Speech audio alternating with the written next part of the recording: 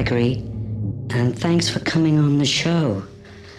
You've talked about the state in previous episodes, so this time let's go for cosmic from the start. Well, it's a pleasure to be here, Jaaz. Thanks for having me, and thanks for coming such a long distance to do this interview. I read your book, Son of God, which is truly inspirational. Well, I'm really glad coming from a distant planet as you do that you found my book inspirational. It's mainly written for people on Earth who have no idea about the living nature of our universe itself. Each day, your star, Sol, touches everything on Earth. If one wants to witness what you call God, then pure light is the evidence. I had a blinding revelation when I was just 17 years old that the sun was not a dead ball of gas. I didn't do anything with it until I started writing a book about the sun in 2000.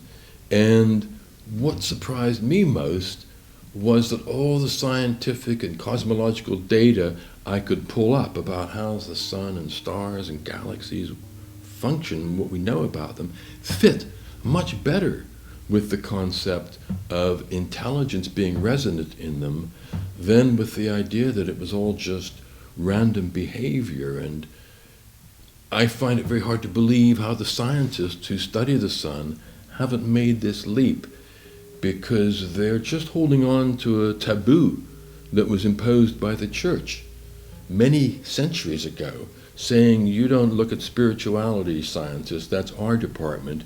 If you go there, you've got more than your fingers burnt.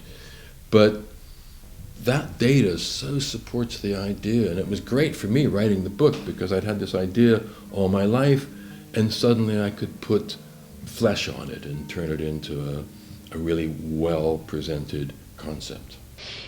On page 171 of your book, it says, "There is nothing new in the universe, only constant rearrangement of particles." Would you agree that ascension for humans is about leaving mass behind?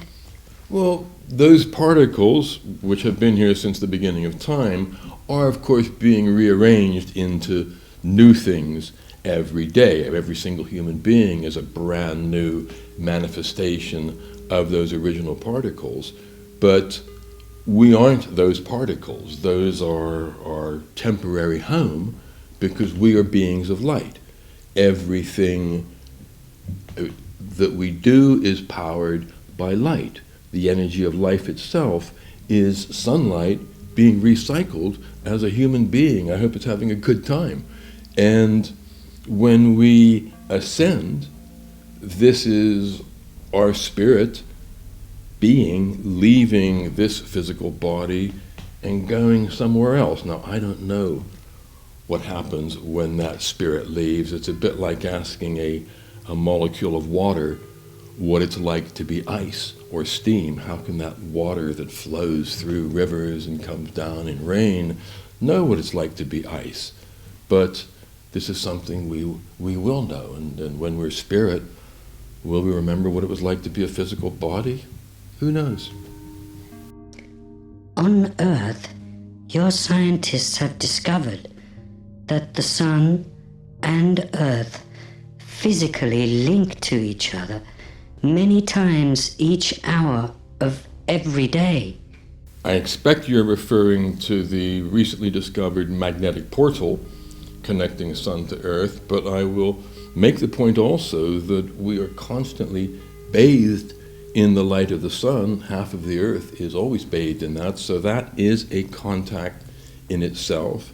And we also travel through the heliosphere, which is the sun's extended magnetic field. It's described as a spiraling electromagnetic bubble that encompasses the entire solar system. So we are always connected to the sun.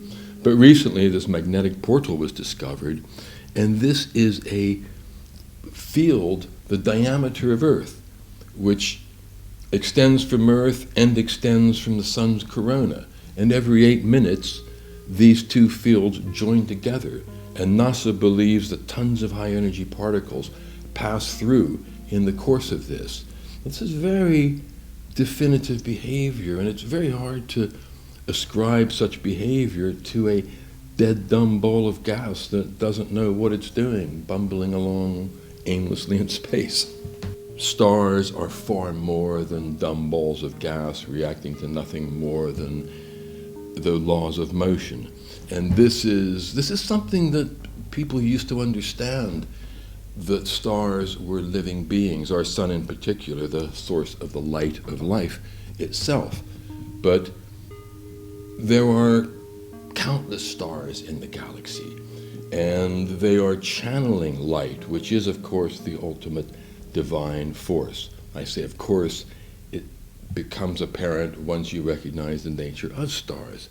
And light, if you're looking for a divine force, light is that power which is present everywhere in the universe, from within the very atoms that make up matter.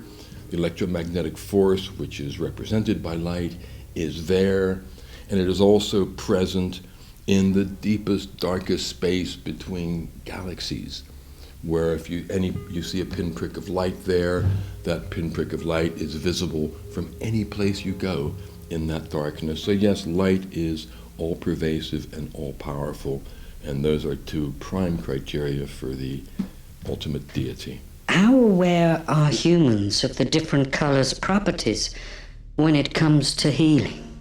We all know that our spirits are lifted. We feel good on a nice sunny day, and what could be better for our health than feeling good? This is, basic knowledge.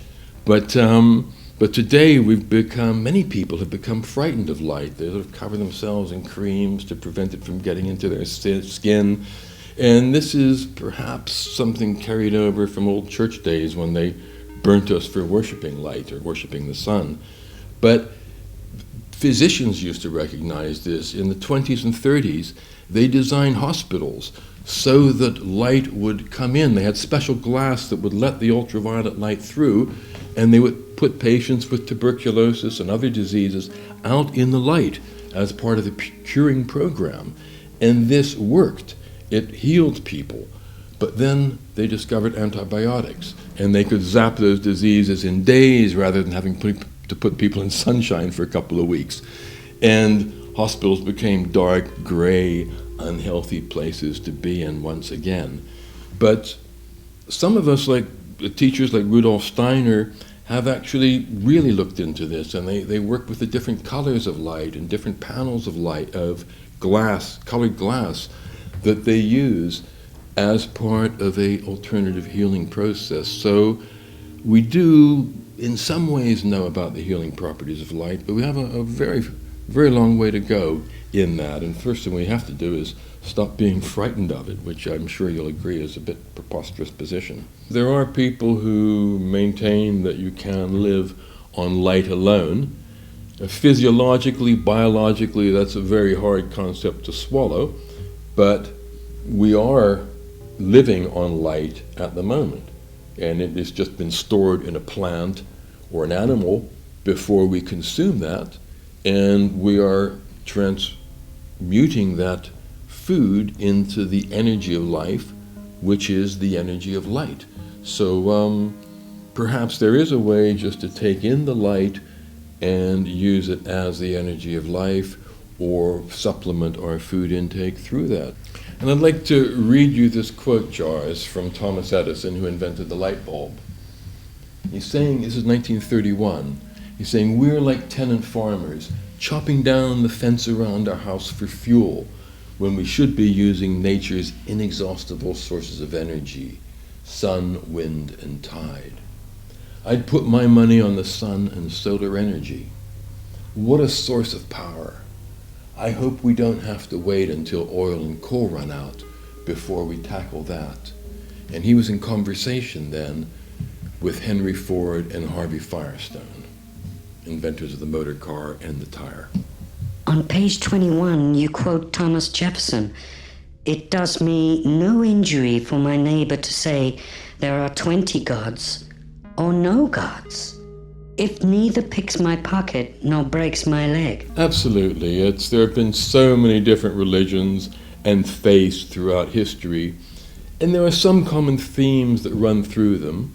One which I really value is gratitude and appreciation for life itself.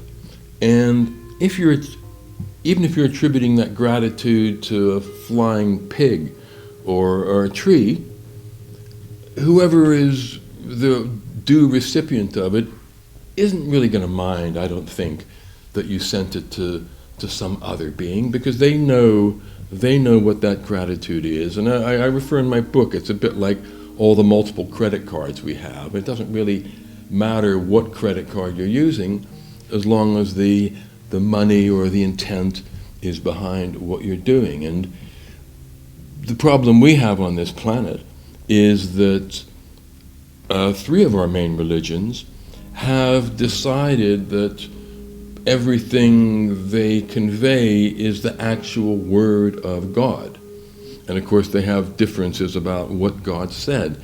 And of course when you think of an ultimate being who's in control of everything, who's saying you must cut your hair like this, or you can't eat that, or you have to face this way or that way when you're communing with the divine, then weird things happen, because they think this is what God told us to do. And it's really about appreciation, treating your fellow man well, your fellow people with respect, living a good life.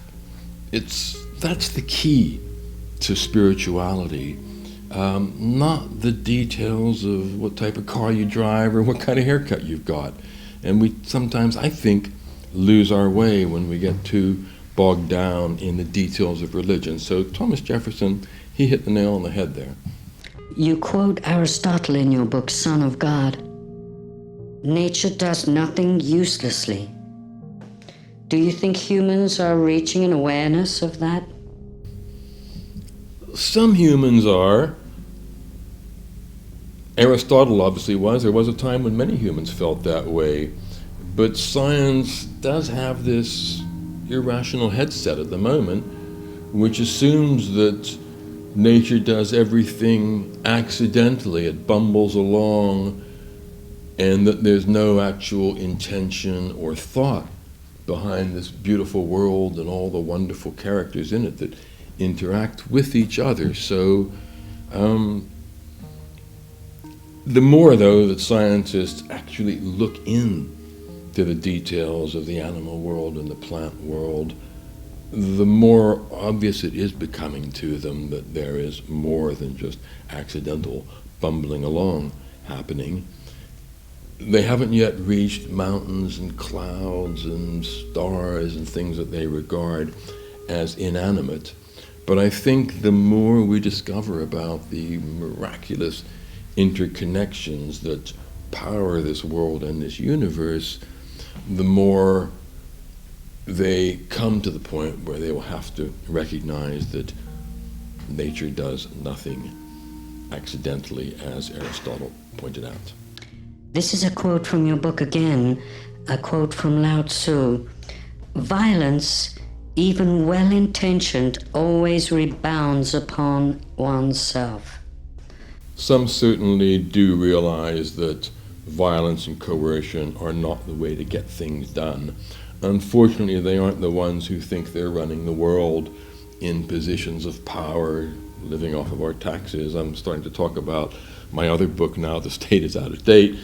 And but we do know from our own history that people have lived very happily together, successfully in a civilized manner for thousands of years without slaughtering each other in the process. And when you actually, we have this thought pattern or belief system where we believe that somehow it's necessary to go out and slaughter other human beings in order to have peace. Now, I know that must seem quite an insane thought process to somebody from a civilization that has survived for a very, very long time.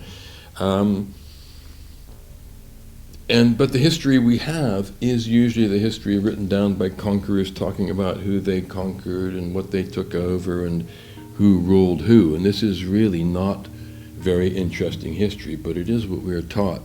And